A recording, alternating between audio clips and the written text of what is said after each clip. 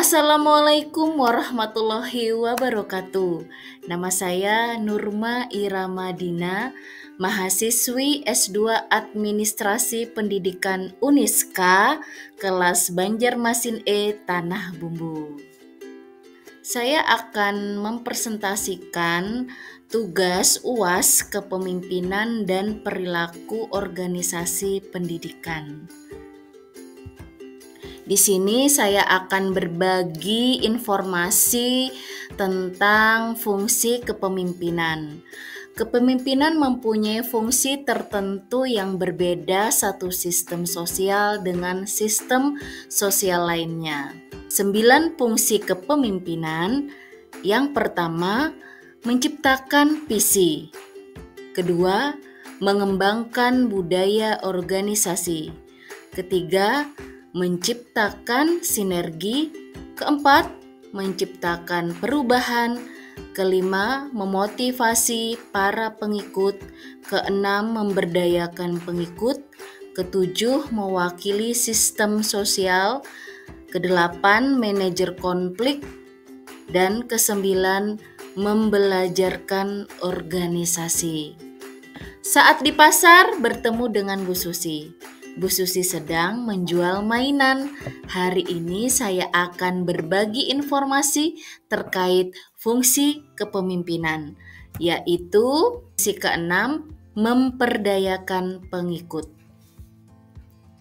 Istilah memperdayakan merupakan padanan dari istilah bahasa Inggris empowerment yang sudah dipakai tahun 1970-an. Istilah empowerment berasal dari kata power yang berarti kekuatan, tenaga, daya, atau kekuasaan. Istilah daya dalam bahasa Indonesia berarti kemampuan untuk melakukan sesuatu. Istilah pemberdayaan atau empowerment harus dibedakan dengan istilah pengembangan organisasi atau organization development yang mempunyai cakupan yang lebih luas. Memberdayakan pengikut saya ilustrasikan seperti konduktor orkestra. Seorang konduktor yang mengarahkan orkestra untuk menghasilkan musik yang indah. Maknanya, dalam memperdayakan pengikut, artinya kita harus ada koordinasi, harmoni, dan pencapaian tujuan bersama. Untuk itu, memberdayakan pengikut adalah proses penting dalam kepemimpinan yang bertujuan untuk memberikan pengikut kemampuan, kepercayaan diri, dan otonomi untuk mengambil inisiatif dan tanggung jawab dalam pekerjaan atau kehidupan pribadi mereka. Memberdayakan pengikut tidak hanya memperkuat tim, tetapi juga mendorong pengembangan individu yang pada akhirnya dapat meningkatkan efektivitas dan produktivitas secara keseluruhan. Fungsi kepemimpinan memberdayakan pengikut. Pemimpin harus menginspirasi, artinya membangkitkan motivasi dan semangat para pengikutnya. Yang kedua, membimbing. Membimbing, pemimpin memberikan arah dan tujuan yang jelas. Jadi tidak hanya memerintah saja, artinya memberikan arahan dan tujuan yang jelas yang ingin dicapai. Selanjutnya, ketiga, mengembangkan. Seorang pemimpin itu harus bisa mengembangkan, meningkatkan kemampuan dan kompetensi pengikutnya. Yang selanjutnya adalah menggerakkan. Menggerakkan berarti mendorong partisipasi dan keterlibatan aktif para pengikutnya.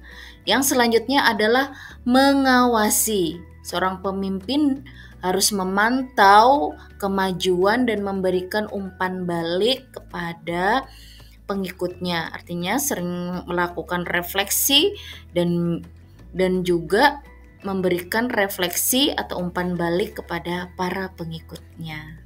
Cara untuk memberdayakan pengikut yang pertama adalah komunikasi terbuka. Langkah yang pertama ini sangatlah penting.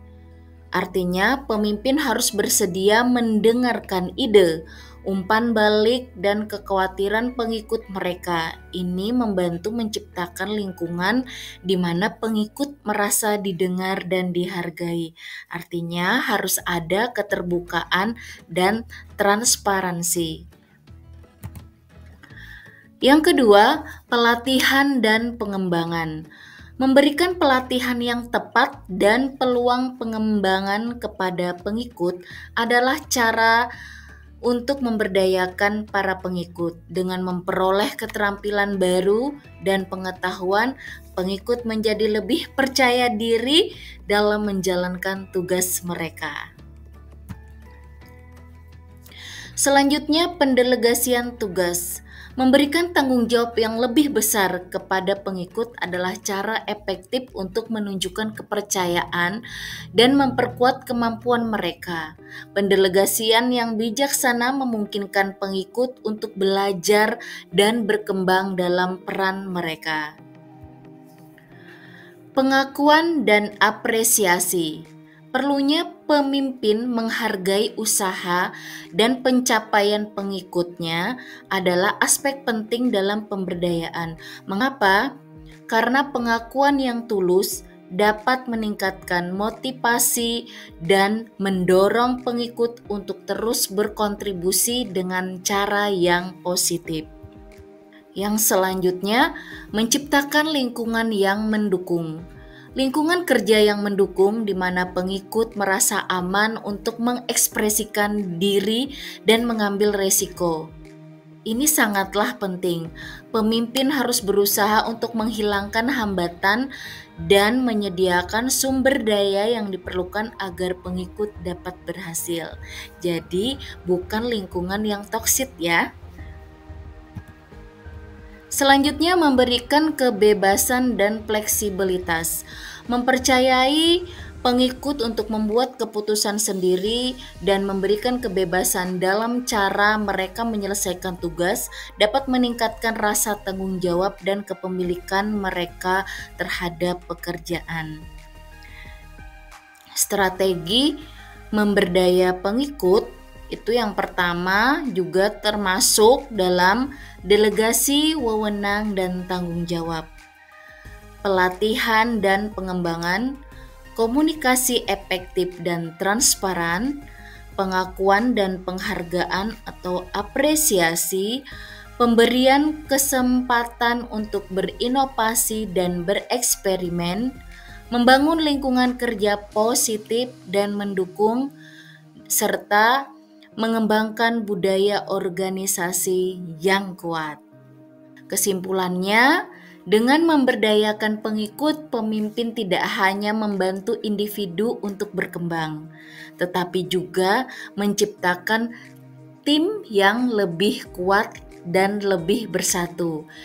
Ini menghasilkan lingkungan kerja yang lebih dinamis, inovatif, pastinya harmonis ya, di mana setiap orang termotivasi untuk memberikan yang terbaik.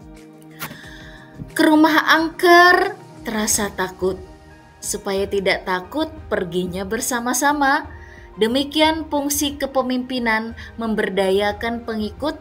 Semoga bermanfaat untuk kita semua. Terima kasih. Wassalamualaikum warahmatullahi wabarakatuh.